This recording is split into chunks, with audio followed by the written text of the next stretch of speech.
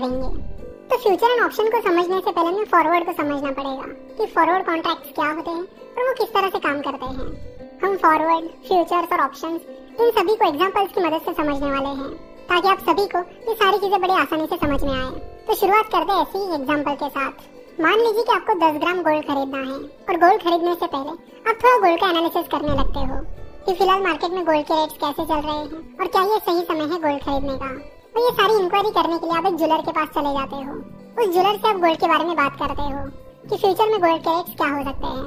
तो बातों बातों में ही वो ज्वेलर आपसे पूछ लेता है कि आपको गोल्ड कब खरीदना है। तो आप बताते हो कि मुझे 2 महीने बाद गोल्ड खरीदना है। साथ ही आप उस ज्वेलर को ये भी बताते हो कि मुझे ये डर है कि 2 महीने बाद कहीं गोल्ड के रेट्स और ना बढ़ जाए। तो बेसिकली आपको ये लगता है कि पिछले कुछ टाइम में गोल्ड के रेट्स काफी बढ़े हैं और इसीलिए आपको ये डर है कि इन 2 महीनों में गोल्ड के रेट ज्यादा ही ना बढ़ जाए। आपकी ये बातें सुनकर वो ज्वेलर सोचने लगता है क्योंकि उस ज्वेलर को मन ही मन में ऐसा लगता है कि गोल्ड के रेट्स आने वाले टाइम में गिर सकते हैं।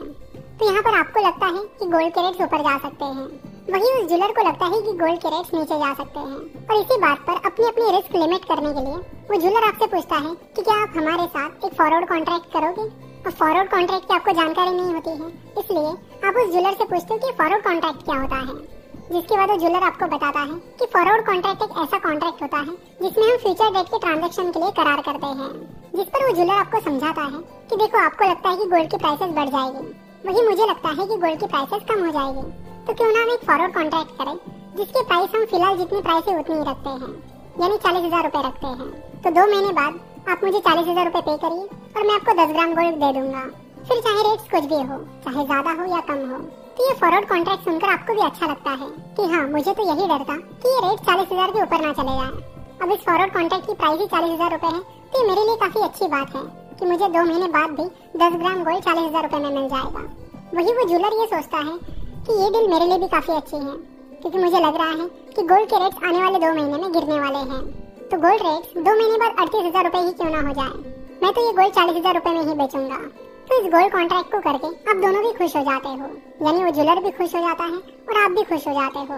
तो इस फॉरवर्ड कॉन्ट्रैक्ट में आप उस ज्वेलर के साथ ही कॉन्ट्रैक्ट करते हो कि 2 महीने बाद आप उस ज्वेलर को 40,000 रुपए दे दोगे और उसके बदले में वो ज्वेलर आपको 10 ग्राम गोल्ड दे देगा। फिर 2 महीने बाद चाहे उस गोल्ड की प्राइस कुछ भी क्यों ना हो, आपको 40,000 रुपए ही पे करने हैं और उसके बदले में उस ज्वेलर को आपको 10 ग्राम गोल्ड ही देना है। That's it. फिर धीरे धीरे 2 महीने निकल जाते हैं और वो दिन आ जाता है जिस दिन का आपका कॉन्ट्रैक्ट रहता है। जैसे ही दिन की शुरुआत हो जाती है आप उस ज्वेलर के पास चले जाते हो और उन्हें कहते हो कि आज के डेट का हमारा कॉन्ट्रैक्ट था कि आज मैं आपको 40,000 रुपए दूंगा और आप मुझे 10 ग्राम गोल्ड दे दोगे। आप देखते हो कि आज गोल्ड का रेट 41,000 रुपए चल रहा है। आप मन ही मन में काफी खुश हो जाते हो कि मुझे तो 1,000 रुपए का फायदा हो गया।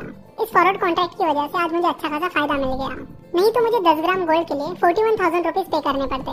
लेकिन इस फॉरवर्ड कॉन्ट्रैक्ट की वजह से मुझे 10 ग्राम गोल्ड के लिए सिर्फ 40,000 रुपए ही पे करने हैं। यहाँ आप तो खुश हो, लेकिन जो ज्वेलर है वो खुश नहीं है। उसने देखा कि मुझे तो 1,000 रुपए ज्यादा पे करने पड़ रहे हैं। 41,000 रुपीज का रेट चल रहा है, लेकिन उसके बावजूद भी इस फॉरवर्ड कॉन्ट्रैक्ट की वजह से मुझे 10 ग्राम गोल्ड आज 40,000 रुपए के रेट पर बेचना पड़ रहा है। और ये सोचकर वो मन ही मन में दुखी हो जाता है। अब ऑब्वियस सी बात है कि आपके दिमाग में भी यही सवाल आया होगा कि अगर वो ज्वेलर आपको बोलता है कि नहीं, मैं तुम्हें 40,000 के रेट में ये गोल्ड नहीं दूंगा, तो आप क्या करोगे। इसमें दोनों भी सिनेरियो है। एक में वो ज्वेलर चुपचाप आपको बोलेगा कि हाँ, हमारा कॉन्ट्रैक्ट था, ये लो 10 ग्राम गोल्ड और 40,000 रुपए मुझे दे दो। वो 1,000 रुपए का लॉस अपने ऊपर ले लेगा। लेकिन यहाँ पर एक और सिनेरियो भी हो सकता है कि ज्वेलर आपको मना कर देगा कि नहीं, 40,000 पे मैं 10 ग्राम गोल्ड आपको नहीं दूंगा। हमारा कॉन्ट्रैक्ट था तो वो कॉन्ट्रैक्ट था, लेकिन मैं उसे नहीं मानता। यानी वो ज्वेलर ऐसे टाइम पर पलट भी सकता है क्योंकि उसे लॉस हो रहा है। तो अगर ऐसी केस में वो ज्वेलर आपको कॉन्ट्रैक्ट पूरा करने से मना कर देता है और आपको 40,000 रुपए पर 10 ग्राम गोल्ड देने से मना कर देता है, तो आपके सामने तो कुछ बेसिक ऑप्शंस यही है कि पहले तो उस ज्वेलर को समझाओ कि देखो, हमने ये कॉन्ट्रैक्ट किया था और इस कॉन्ट्रैक्ट के तहत तुम्हें मुझे 40,000 रुपए में 10 ग्राम गोल्ड देना होगा।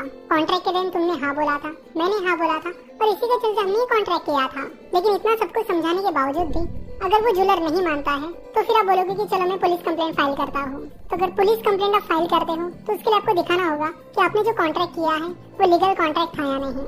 अगर आपने लीगलाइज तरीके से वो कॉन्ट्रैक्ट किया है तो फिर पुलिस उसे मानेगी और उसके हिसाब से कार्रवाई भी करेगी। लेकिन कोर्ट में फिर लंबे टाइम तक उसका सिलसिला चलता रहेगा और पता नहीं कब रिजल्ट आएगा और उसका फायदा भी आपको सही में मिलेगा या नहीं। और अगर आपने जो फॉरवर्ड कॉन्ट्रैक्ट किया है वो लीगलाइज तरीके से नहीं किया है, यानी बॉन्ड पेपर पर या लीगलाइज तरीके से नहीं किया है तो वो लीगली स्टैंड नहीं करेगा और आप कंप्लेंट भी फाइल नहीं कर पाओगे, जिसके चलते आपको उस कॉन्ट्रैक्ट का कुछ भी फायदा नहीं हुआ। जबकि ये डील आपके साइड में अच्छी साबित हुई थी, उसके बावजूद भी आपके उस प्रॉफिट पर पानी फेर जाएगा। तो आप सोचोगे कि यार ये तो बहुत बड़ा प्रॉब्लम है, तो फिर फॉरवर्ड कॉन्ट्रैक्ट कर ही क्यों? फॉरवर्ड कॉन्ट्रैक्ट में तो कभी भी सामने वाली पार्टी डिफॉल्ट कर सकती है, यानी कॉन्ट्रैक्ट पूरा करने से मना कर सकती है। तो ऐसे केस में क्या हो सकता है? तो इसका ही सोल्यूशन है फ्यूचर्स मार्केट। तो यहाँ जो डिफॉल्ट का प्रॉब्लम था वो फ्यूचर्स में सॉल्व हो गया है। कैसे? इसे हम अगले पार्ट में देखेंगे। तो आशा करते हैं कि आपको इस एग्जांपल की मदद से फॉरवर्ड कॉन्ट्रैक्ट समझ में आया होगा। तो बेसिकली आपको बता दूं कि फॉरवर्ड कॉन्ट्रैक्ट का मतलब यही होता है कि किसी भविष्य की डेट पर आपके और किसी और के बीच किया गया कॉन्ट्रैक्ट। यहाँ पर आपके बीच कोई रेगुलेटर नहीं होता। जैसे कि आप शेयर मार्केट में शेयर्स में इन्वेस्ट करते हो तो आपके बीच एक रेगुलेटर होता है, स्टॉक एक्सचेंजेस होते हैं। तो स्टॉक एक्सचेंजेस कई सारी चीजों का ध्यान रखते हैं, वो ये भी ध्यान रखते हैं कि चीजें डिफॉल्ट ना हो। लेकिन जब आप फॉरवर्ड कॉन्ट्रैक्ट करते हो तो आपके बीच कोई नहीं होता है, ये डील सीधे आपके और सामने वाली पार्टी के बीच होती है। तो अगर कोई पार्टी डिफॉल्ट करती है तो उसका नुकसान आपको भुगतना होता है। अगर सिंपल भाषा में बात की जाए तो फॉरवर्ड कॉन्ट्रैक्ट्स में डिफॉल्ट रिस्क रहता है, और ये डिफॉल्ट रिस्क ऑब्वियसली कोई भी इन्वेस्टमेंट हो या कोई भी कॉन्ट्रैक्ट हो उसमें बहुत इंपॉर्टेंट होती है, और इस प्रॉब्लम को फ्यूचर्स ने सॉल्व कर दिया है। तो नेक्स्ट पार्ट में हम फ्यूचर्स को ऐसे एक इंटरेस्टिंग एग्जांपल के साथ समझेंगे।